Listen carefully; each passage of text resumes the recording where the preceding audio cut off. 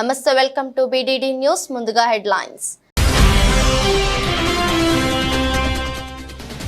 సఫిలగూడ lake park ను సందర్శించిన Malkajgiri MP. పలు సమస్యలను ఎంపీ దృష్టికి తీసుకువెళ్లిన కాలనీ వాసులు తప్పక సమస్యల పరిష్కారానికి కృషి చేస్తారని హామీ ఇచ్చిన ఈటెల.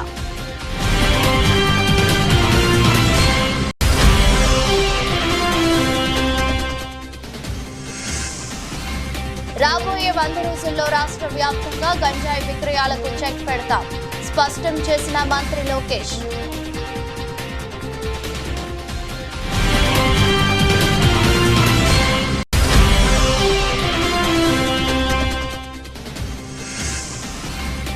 గ్రూప్స్ అభ్యర్థులకు న్యాయం చేయాలి, ప్రభుత్వాన్ని డిమాండ్ చేసిన మాజీ మంత్రి బీఆర్ఎస్ నేత హరీష్ రావు డిమాండ్.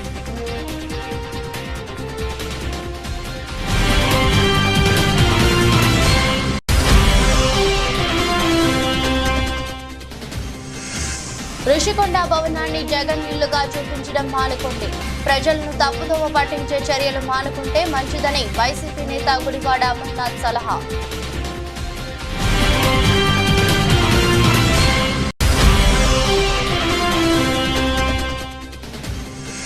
ప్రపంచంలోనే అత్యంత ఎత్తైనదిగా Chenab bridge record. Trailer run వీడియోను షేర్ చేసిన కేంద్ర మంత్రులు కిషన్ రెడ్డి, అశ్విని వైష్ణవ్.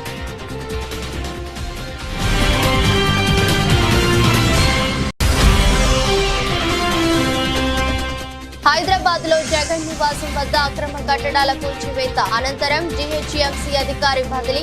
ఉన్నతాధికారుల ఆమోదం తీసుకోకపోవడంతో తీవ్రంగా పరిగణించిన తెలంగాణ సర్కార్.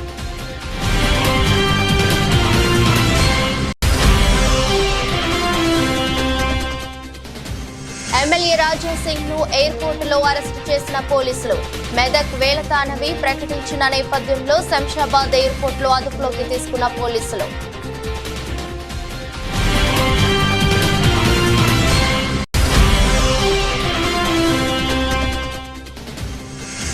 నేపాల్ పై విజయం, 21 పరుగుల తేడాతో బంగ్లా ఘన విజయం. సూపర్ 8కి బంగ్లాదేశ్, 22న భారత్ తోటి.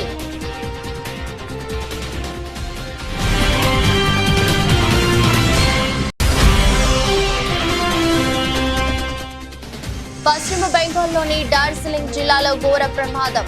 ప్యాసింజర్ రైలును ఢీకొన్న గూడ్స్ ట్రైన్. ఘటనా స్థలానికి చేరుకున్న సహాయక బృందాలు.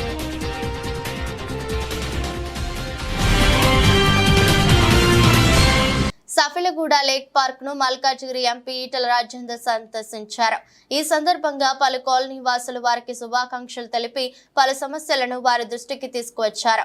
ముఖ్యంగా సఫిలగూడ లేక్ పార్క్ లో మురుగు నీటి శుద్ధీకరణ unit, under ground drainage, Vajpayee Nagar under pass, Anandbagh లో ఎంఎంటీఎస్ స్టాఫ్, సఫిలగూడ రైల్వే గేట్ వద్ద ఎమర్జెన్సీ అండర్ పాస్, దోమల సమస్య తదితర సమస్యలపైన చర్చించడం జరిగింది. ఈ సందర్భంగా వారు మాట్లాడుతూ తప్పక సమస్యల పరిష్కారానికి కృషి చేస్తానని హామీ ఇచ్చారు. గతనే రాబోయే కాలంలో ఉంటా కాబట్టి నాకు ఎవరి తిట్టే ఆకలి కానీ కోపం చేసే ఆకలి కూడా లేదు. ఆ సోయితో ఆ సెన్స్తో పనిచేయాలని మాత్రమే నేను కోరుకుంటాను. కాబట్టి దయచేసి మళ్ళీ మళ్ళీ వస్తా. నేను ఈ మధ్యలో అనుకుంటున్నాం, ప్రతి విషయంలో మీరు ఏది ఫీల్ అవుతుందో, మీరు ఇది మంచిగా చెప్పి ఏదంటారో నాకు కూడా అది మంచిగానే ఉండదు. నీకు మంచిగా లేక నాకు మంచిగా ఉండే ప్రసక్తి లేదు. కాబట్టి డెఫినెట్గా ప్రజలకు సంబంధించిన చిన్న చిన్న సమస్యలు వాళ్ళు ఇది గిట్ల చిన్న సమస్యలు అంటారు, కానీ ఆయనకు అదే పెద్ద సమస్య, వాళ్ళకి అదే పెద్ద సమస్య. కాబట్టి ఏ చిన్న సమస్య ఉన్నా నోటీస్ తీసుకురండి, మామూలు స్థానికంగా ఉంటే నోటీస్ తీసుకురండి, తప్పకుండా చేసి పెట్టే ప్రయత్నం చేస్తాను. ఇక్కడ నేను హుజరాబాద్లో 20 ఏళ్ళు ఉన్నా. వీళ్ళందరూ వచ్చింది మారికి వచ్చిండ్రు. మల్కాజ్గిరిలో ఇవాళ మీరు గతంలో ఏ బాధలైతే పడరు, ఆ బాధ లేకుండా ఉండే పద్ధతికి ఉన్నంతలో. మంగళగిరిలో మంత్రి నారా లోకేష్ మాట్లాడుతూ రాబోయే 100 రోజుల్లో రాష్ట్ర వ్యాప్తంగా గంజాయి విక్రయాలకు చెక్ పెడుతున్నామన్నారు. ప్రజా దర్బార్ ను అన్ని నియోజకవర్గాల్లోనూ నిర్వహించే అంశాన్ని పరిశీలిస్తున్నట్టు చెప్పారు. కాగా గత 2 రోజులుగా లోకేష్ నిర్వహిస్తున్న ప్రజా దర్బార్ కు అనూహ్య స్పందన లభిస్తోంది. అందరి సమస్యలను ఓపికగా వింటున్న లోకేష్ వీలైనంత త్వరగా పరిష్కరిస్తామని వారికి భరోసా ఇస్తున్నారు. మంగళగిరి నియోజకవర్గంలో ఉన్న పోలీసు సిబ్బందికి నేను ఆదేశాలు జారీ చేశాను. మొదటి 100 రోజుల్లో గంజాయి ఫుల్ స్టాప్ పెట్టాలని నేను చెప్పాను. ప్రత్యేకంగా నేను డీజీ గారిని కలిసి హోంమంత్రి గారిని కూడా కలిసి నిన్న రాత్రి కూడా హోంమంత్రి అనిత గారితో కూడా మాట్లాడటం జరిగింది. పాదయాత్రలో గంజాయి వల్ల కుటుంబాలు ఎలా నాశనమయ్యాయో నేను చూశాను. మీరు కఠినంగా వ్యవహరించాలని ఆమెను కోరాను.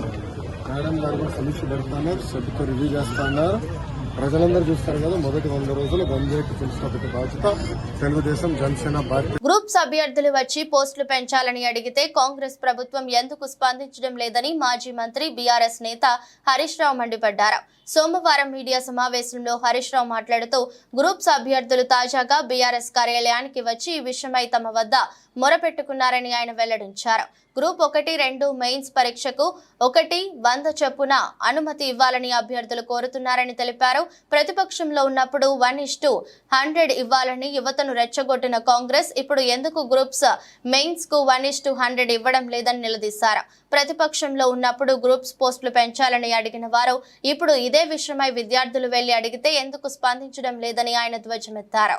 వాళ్ళు ఇచ్చిన ఇది దరఖాస్తు మా పార్టీ కార్యాలయానికి వచ్చి గ్రూప్ 1 ఉద్యోగులు ఇచ్చినటువంటి దరఖాస్తు. ఇది గ్రూప్ 2, గ్రూప్ 3 పరీక్ష రాస్తున్నటువంటి నిరుద్యోగ యువతీ యువకులు ఇచ్చినటువంటి దరఖాస్తు.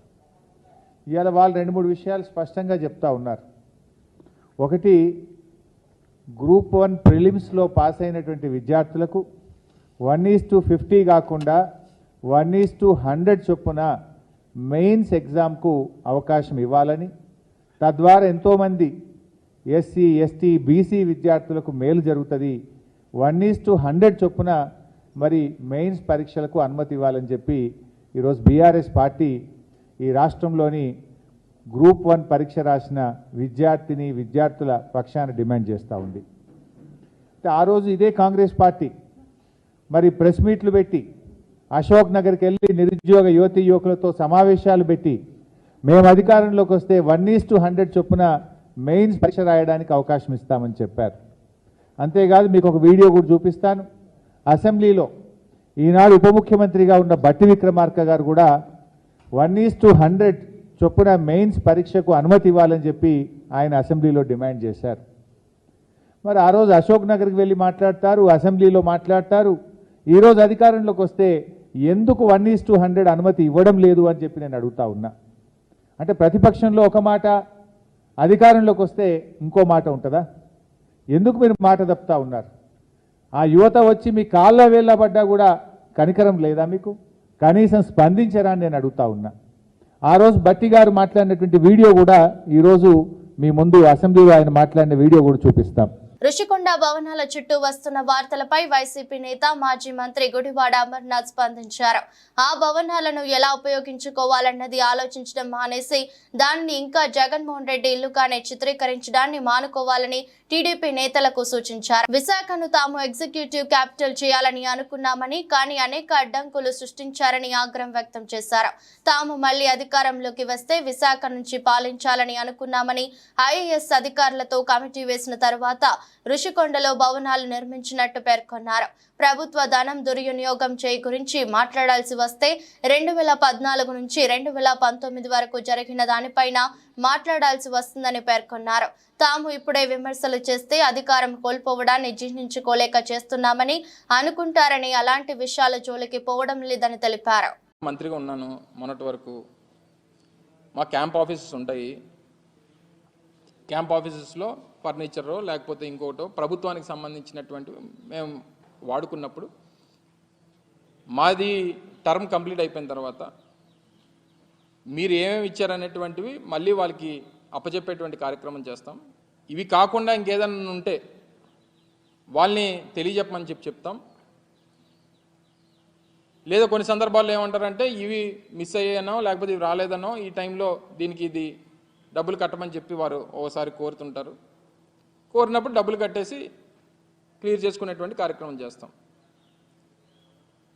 ఇప్పుడు నేను మొన్న విజయవాడలో మన క్యాంప్ ఆఫీస్ వెకేట్ చేసినప్పుడు గవర్నమెంట్కి సంబంధించినటువంటి కొంత మెటీరియల్ కంప్యూటర్స్ కానీ లేకపోతే కొన్ని అదర్ సిస్టమ్స్ కానీ ప్రింటర్స్ కానీ ఇలాంటివి ఉన్నప్పుడు జిఏడికి వాళ్ళకి ఇన్ఫామ్ చేస్తాం, లేదా కన్సర్న్ డిపార్ట్మెంట్స్కి ఇన్ఫామ్ చేస్తాం, వచ్చి దాన్ని టేక్ ఓవర్ చేసుకోమని చెప్పి మనం ఏదైతే పంచనామా కింద రాస్తామో వాళ్ళు అన్నీ రాసుకుని వెళ్ళిపోతుంటారు.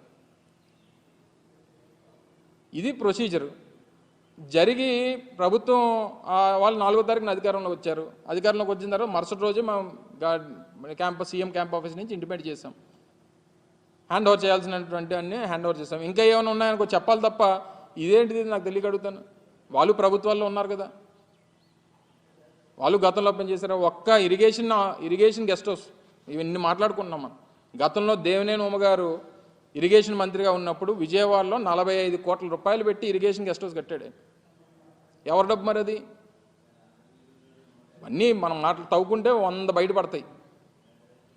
సో ఏదేమైనప్పటికీ ఇవో కొన్ని ప్రొసీజర్స్ ఉంటాయి, ప్రొసీజర్ ప్రకారం జరుగుతాయి. ఇప్పుడు గతంలో వాళ్ళు కోడెల శివప్రసాద్ గారితో కంపేర్ చేస్తున్నారు. అది సంవత్సరం పోయిన తర్వాత వచ్చింది బయటికి. ఇది మేము అధికారం పోయి కేవలం 15 రోజులు అయింది. 15 రోజులు కూడా పూర్తి కావలేదు. ప్రొసీజర్ ప్రకారం అని జరుగుతుంటే వాళ్ళు కన్సర్న్ డిపార్ట్మెంట్కి ఏమైనా ఉంటే వాళ్ళు అయితే రేట్ కడుతుంటారు, లేకపోతే మనకు ఒకళ్ళు మెటీరియల్ ఉంటే వాళ్ళు తీసుకెళ్ళిపోతారు, మనం హ్యాండ్ ఓవర్ చేసేస్తుంటాం. ఇది ప్రొసీజర్ ప్రకారం జరిగేటువంటి. మెదక్లో జంతు వధకు సంబంధించి అల్లర్లు జరగడం తెలిసిందే.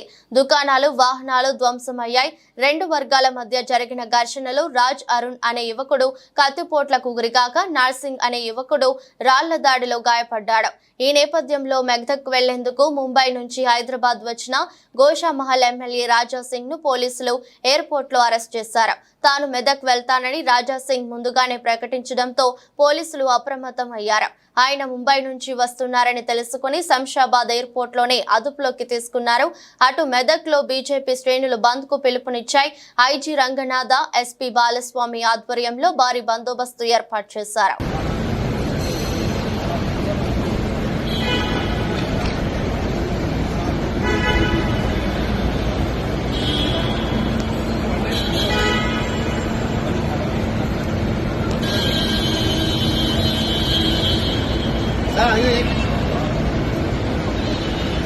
బక్రీద్ పండుగ సందర్భంగా వినుకొండ తిమ్మాయపాలెం రోడ్లో గల ఈద్గా మసీదులో జరిగిన ప్రత్యేక ప్రార్థనలో వినుకొండ ఎమ్మెల్యే జీవి ఆంజనేయులు పాల్గొని ముస్లిం సోదరులకు ఆత్మీయ ఆలింగనం చేశారు.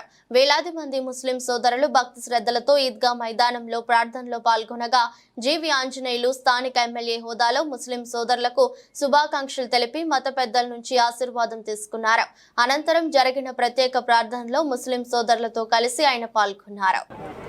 త్యాగానికి మారుపేరు బక్రీద్ పండుగ. అలాగే శాంతి సంతోషానికి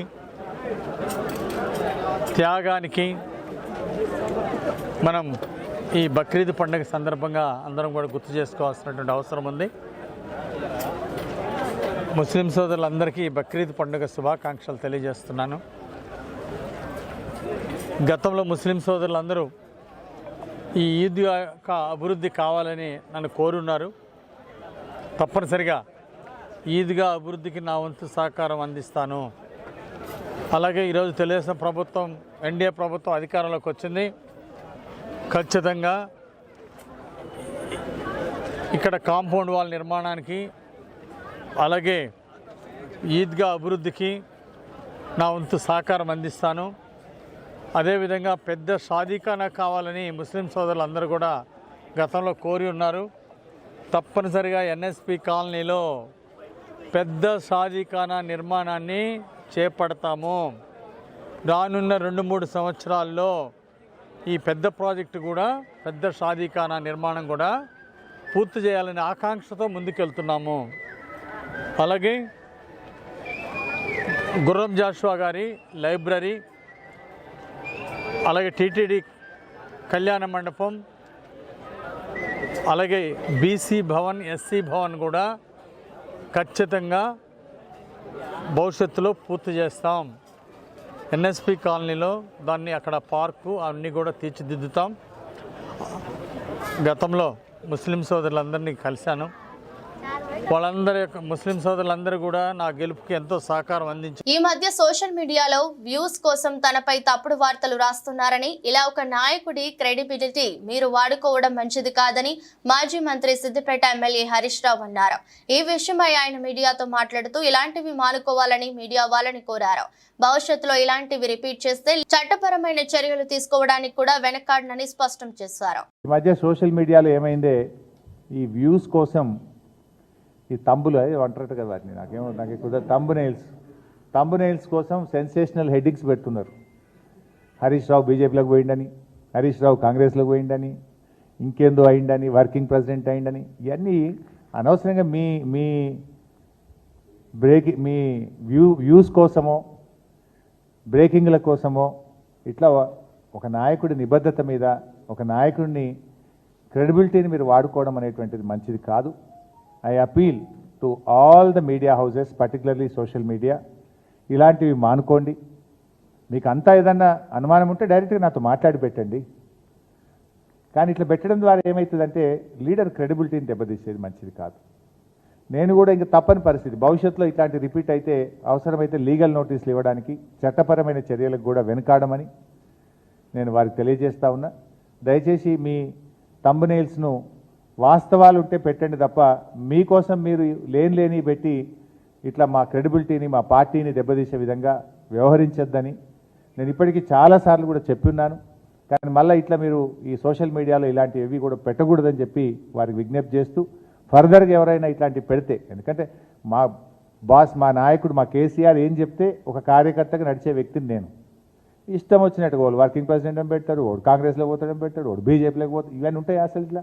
నేను చాలాసార్లు స్పష్టంగా చెప్పాను, మీ బ్రేకింగ్ల కోసం మీ లైక్ల కోసం మీ వ్యూస్ కోసం మీ రేటింగ్ల కోసం ఒక నాయకుడి యొక్క నిబద్ధతను నిజాయితీని దెబ్బతీయొద్దని ఇలాంటివి మానుకోవాలని చెప్పి నేను విజ్ఞప్తి చేస్తున్నాను. శాంతి భద్రతలకు విఘాతం కలిగిస్తే ఎంతటి వారినైనా ఊరుకునే ప్రసక్తే లేదని మెదక్ ఎమ్మెల్యే రోహిత్ హెచ్చరించారు. ఆదివారం ఆయన మాట్లాడుతూ మత సామరస్యాలకు ప్రతీకగా నిలిచిన మెదక్ ప్రాంతంలో కొందరు వారి స్వార్థ ప్రయోజనాల కోసం మత తిచ్చులు రేకెత్తించి ప్రజల్లో భయాందోళనకరమైన వాతావరణాన్ని సృష్టించారని ఆరోపించారు. ఎలాంటి అవాంఛనీయ ఘటనలు జరగకుండా పోలీసులు నిరంతరం గస్తీ నిర్వహించాలని అన్నారు. మెదక్ పట్టణంలో ఏదైతే ఘటన జరిగిందో చాలా బాధాకరం, దురదృష్టకరం. ఎవరైతే కొంతమంది వారి స్వార్థం కోసం మా మెదక్ శాంతి భద్రతలకు భంగం కలిగిస్తూ మా మెదక్ ప్రజలను ఎవరైతే ఇబ్బంది పెడతా ఉన్నారో వారందరి మీద కూడా కఠినమైన చర్యలు తీసుకోవాలని చెప్పి డీజీపీ గారిని కోరడం జరిగింది. ఇందులో ఎంత పెద్ద వారున్నా ఎవరున్నా ఉపేక్షించేది లేదు, వదిలేది లేదు. అందరి మీద కూడా కఠినమైన చర్యలు తీసుకుంటాం. మా మెదక్ ప్రజలు సుఖంగా సంతోషంగా ఉండే విధంగా మేము వ్యవహరిస్తామని చెప్పి అందరు కూడా మరి తెలియజేసుకుంటూ, అదే విధంగా మరి ఈ సోషల్ మీడియాలలో తప్పుడు పోస్టులు పెడుతూ మరి ప్రజలని భయాందోళనకు గురి చేసే ఒక ప్రయత్నం కొంతమంది చేస్తా ఉన్నారు. వారందరూ కూడా తక్షణమే అది ఆపివేయాలని చెప్పి మరి కోరుతూ తెలియజేసుకుంటూ, అదే విధంగా ఇవాళ నల్లపోచమ్మ బండ్ల పండగ, అదే విధంగా బక్రీద్ పండగ కూడా మరి ప్రజలకు ఎటువంటి ఇబ్బంది కలగకుండా మరి చర్యలు తీసుకోవాలని చెప్పి పోలీస్ డిపార్ట్మెంట్ ని కూడా మరి కోరడం జరిగింది. హుజూరాబాద్ నియోజకవర్గ ముస్లిం సోదరులకు ఎమ్మెల్యే పాడి కౌశిక్ రెడ్డి బక్రీద్ శుభాకాంక్షలు తెలిపారు. బీజిగిరి షరీఫ్ దర్గాను దర్శించుకున్న ఎమ్మెల్యే కౌశిక్ రెడ్డి స్వార్థం, అసూయ, రాగద్వేషాలు లేని త్యాగతరతిని వ్యాపింపజేయడమే బక్రీద్ ముఖ్య ఉద్దేశమన్నారు. ఈ కార్యక్రమంలో municipal chairman Takkalapalli Rajeshwararao, Jammikunta PSCS chairman Ponaganti Sampath, కౌన్సిలర్లు దయ్యాల శ్రీనివాస్, గాజుల భాస్కర్, ఇతర సీనియర్ నాయకులు పాల్గొన్నారు. అందరికీ కూడా పేరు పేరున బక్రీద్ శుభాకాంక్షలు తెలియజేస్తూ ఆ అల్లా ఆశీస్సులు మీ మీద మీ కుటుంబ సభ్యుల మీద నిండుగా సరళగా ఉండాలని, మీ అందరూ ఆరోగ్యంతో సుఖ సంతోషాలతో ఉండాలని మనస్ఫూర్తిగా ఆ అల్లాని నేను ప్రార్థిస్తా ఉన్నానని చెప్పి సందర్భంగా మీ అందరికీ కూడా తెలియజేస్తా ఉన్నాను. మొన్న రంజాన్ అయిన రోజు వాస్తవంగా అదే రోజు కూడా నేను రావాల్సింది, కానీ దురదృష్టం ఆ రోజు మా మామయ్యకి బైపాస్ సర్జరీ ఉంటే మీ అందరితో ఆ రోజు నేను ఫోన్లో కూడా మాట్లాడి మీ అందరూ కూడా విజిట్ జరిగింది. మీ అందరు కూడా ఒప్పుకోవడం కూడా గుర్తిస్తా ఉన్నాను. నేను ఎమ్మెల్సీగా అయిన తర్వాత మన ఇది మొత్తము క్లీన్ చేసి అద్భుతంగా ప్రతి సంవత్సరం మున్సిపల్ చైర్మన్ గారికి మేము అందరం కూర్చొని అద్భుతంగా క్లీన్ చేసి అద్భుతంగా అరేంజ్మెంట్స్ కూడా చేస్తుంది కూడా మీ అందరికీ కూడా ఒకసారి గుర్తు చేస్తూ మరియు మీరు మీ కుటుంబ సభ్యులందరూ కూడా స్థలంగా ఉండాలని మనస్ఫూర్తిగా కోరుకుంటూ సెలవు తీసుకుంటా ఉన్నాం. Thank you very much. మరొకసారి మీ అందరికీ కూడా పేరు పేరున బక్రీద్ పండుగ శుభాకాంక్షలు తెలియజేస్తూ సెలవు తీసుకుంటాం. Thank you very much. ప్రపంచంలోనే అత్యంత ఎత్తైన రైల్వే వంతెన చినాబ్ బ్రిడ్జి నిర్మాణం దాదాపుగా పూర్తయింది. ఇటీవలే రైల్వే శాఖ వంతెనపై రైలును ప్రయోగాత్మకంగా నడిపింది. ఈ పరీక్ష విజయవంతమైందని, త్వరలో వంతెనపై రైలు సర్వీసులు ప్రారంభమవుతాయని ఉత్తర రైల్వే విభాగం పేర్కొంది. జమ్మూ కాశ్మీర్లోని రంబాన్ జిల్లా సాగల్దాన్ నుంచి రియాసీ జిల్లాను కలుపుతూ ఈ వంతెనను నిర్మించారు. ట్రయల్ రన్ విజయవంతం అవడంపై కేంద్ర మంత్రి కిషన్ రెడ్డి కూడా స్పందించారు. ఇందుకు సంబంధించిన వీడియోను షేర్ చేశారు. త్వరలో రైలు సర్వీసులు ప్రారంభమవుతాయని అన్నారు. భారత్ లో ప్రస్తుతం కన్యాకుమారి నుంచి కత్రా, కాశ్మీర్ లోయలోని బారాముల్లా నుంచి సంగల్దాన్ వరకు రైల్వే సేవలు కొనసాగుతున్నాయి.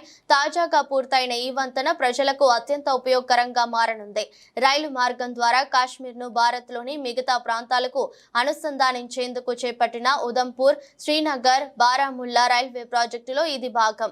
చినాబ్ నది గర్భం నుంచి 359 మీటర్ల ఎత్తులో దీన్ని నిర్మించారు. దీని పొడవు 1315 మీటర్లు. ఇప్పటి వరకు చైనాలోని బెయిపాన్ నదిపై ఉన్న షబాయ్ రైల్వే వంతెన మీటర్ల ఎత్తు పేరుతో ఉన్న ప్రపంచ రికార్డును ఇది అధిగమించింది. ప్రపంచ ప్రఖ్యాత ఈఫిల్ టవర్ కంటే చినాబ్ వంతెన ఎత్తు 30 మీటర్లు ఎక్కువ.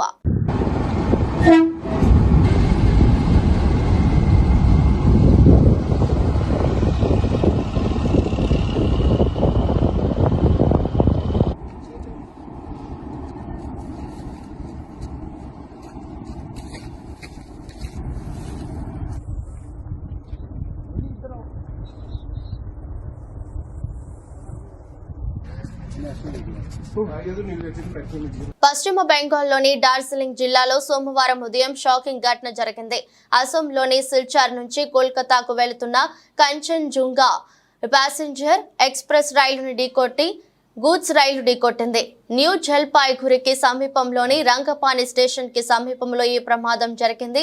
గూడ్స్ రైలు వెనుక నుంచి వచ్చి ప్యాసింజర్ రైలును ఢీకొట్టింది. ఈ ప్రమాదంలో ఎక్స్ప్రెస్ రైలుకు చెందిన 2 కోచ్లు పట్టాలు తప్పాయి. ఈ ఘటనలో 5 ప్రయాణికులు మృత్యువాత పడ్డారు. 20 నుండి 25 మంది గాయపడ్డారని డార్జిలింగ్ జిల్లా పోలీసు అదనపు ఎస్పీ అభిషేక్ రాయ్ వెల్లడించారు.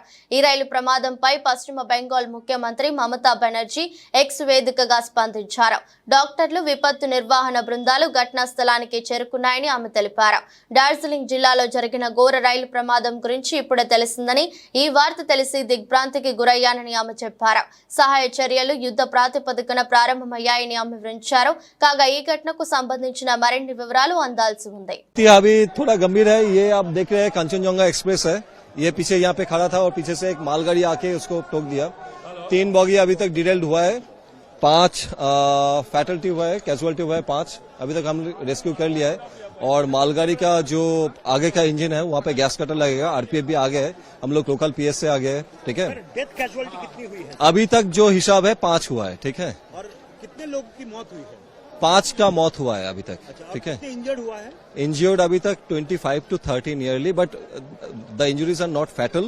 We have already rescued them with their luggages এবং এখানে আমরা हम लोग लोकल का एम्बुलेंस भी हम लोग अरेंज कर चुके हैं। ठीक है, वो जो पैसेंजर्स हैं हम लोग उन लोगों को बाहर निकाल के एक यहाँ पे एक मदरसा में कैंप भी सेटअप किया है, वहाँ पे लेके जा रहे हैं और वहाँ से फिर आगे बास लेके एनजीपी तक लेके जा रहे हैं। कैसे हुआ था सर इंसिडेंट? कैसे हुआ था? इंसिडेंट पीछे से मालगाड़ी आके ये कंचनजंगा जो एक्सप्रेस है, मालदा कंचनजंगा एक्सप्रेस है, इसको पीछे से कॉलिशन हो गया। ठीक है, thank you. Hyderabad Lotus Pond లోని ఏపీ మాజీ ముఖ్యమంత్రి జగన్ నివాసం వద్ద నిన్న కొన్ని అక్రమ కట్టడాలను జీహెచ్ఎంసీ అధికారులు తొలగించిన సంగతి తెలిసిందే. ఈ ఘటన జరిగిన కొన్ని గంటల్లోనే కీలక పరిణామం చోటు చేసుకుంది. GHMC Khairatabad zonal commissioner Borkade Hemant సహదేవరావును బదిలీ చేశారు. బోర్కాడే హేమంత్ సహదేవరావు సాధారణ పరిపాలన శాఖ జీఏడీ వద్ద రిపోర్టు చేయాలని జీహెచ్ఎంసీ కమిషనర్ ఆమ్రపాలి ఆదేశించారు. జగన్ నివాసం వద్ద ఫుట్పాత్లను ఆక్రమించి సెక్యూరిటీ అవుట్ పోస్టులను నిర్మించారని, తద్వారా ట్రాఫిక్ ఇబ్బందులు కలుగుతున్నాయన్న ఫిర్యాదులతో ఈ కట్టడాలను కూల్చినట్టు తెలుస్తోంది. ఈ కూల్చివేతలకు ఉన్నతాధికారుల ఆమోదం తీసుకోకుండానే ముందడుగు వేయడం పట్ల తెలంగాణ సర్కార్ తీవ్రంగా పరిగణించింది.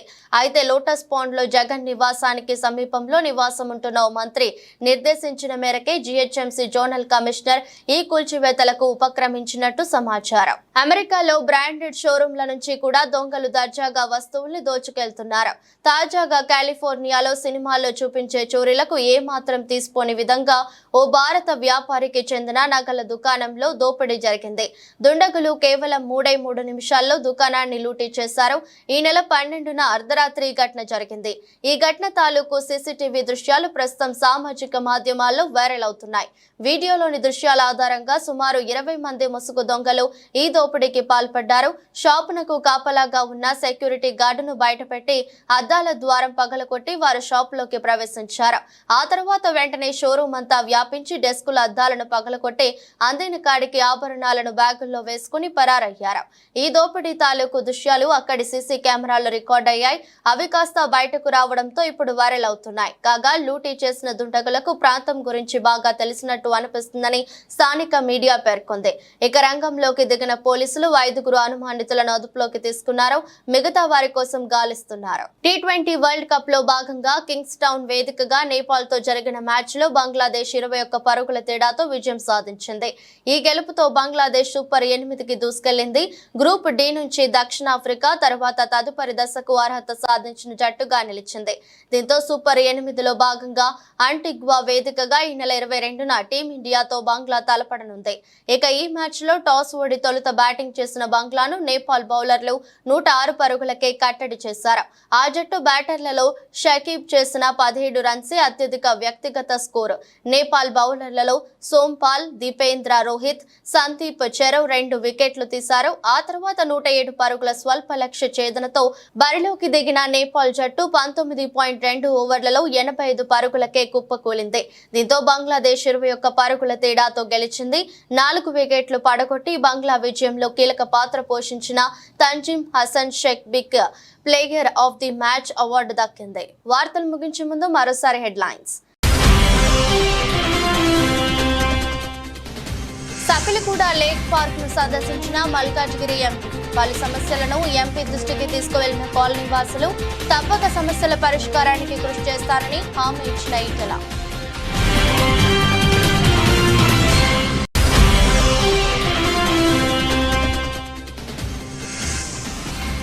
రాబోయే 100 రోజుల్లో రాష్ట్ర వ్యాప్తంగా గంజాయి విక్రయాలకు చెక్ పెడతాం, స్పష్టం చేసిన మంత్రి లోకేష్.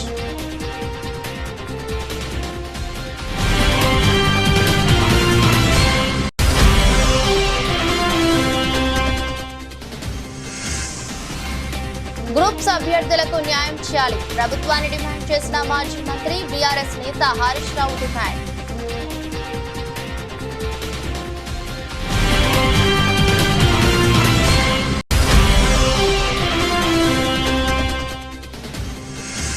ఋషికొండ భవనాన్ని జగన్ ఇల్లుగా చూపించడం మానుకోండి, ప్రజలను తప్పుదోవ పట్టించే చర్యలు మానుకుంటే మంచిదని వైసీపీ నేత గుడివాడ అమర్నాథ్ సలహా.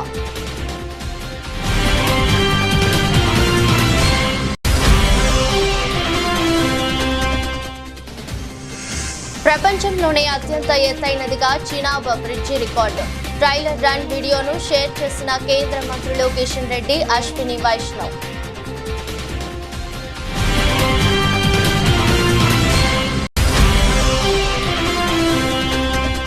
హైదరాబాద్ లో జగన్ నివాసం వద్ద అక్రమ కట్టడాల కూల్చివేత అనంతరం జీహెచ్ఎంసీ అధికారి బదిలీ, ఉన్నతాధికారుల ఆమోదం తీసుకోకపోవడంతో తీవ్రంగా పరిగణించిన తెలంగాణ సర్కార్.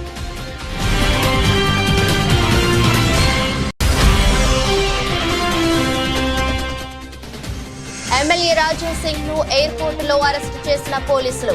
మెదక్ వేలతానవి ప్రకటించిన నేపథ్యంలో శంషాబాద్ ఎయిర్పోర్ట్ లో అదుపులోకి తీసుకున్న పోలీసులు.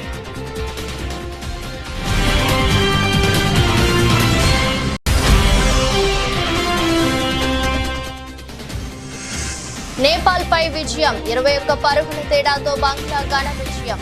సూపర్ 8కి బంగ్లాదేశ్, 22న భారత్తో ఢీ.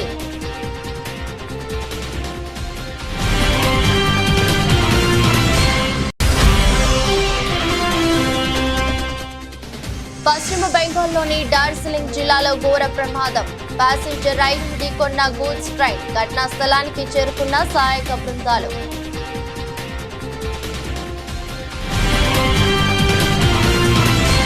ఈ దృష్టి బులెటిన్ మరో బులెటిన్లో మళ్ళీ కలుద్దాం.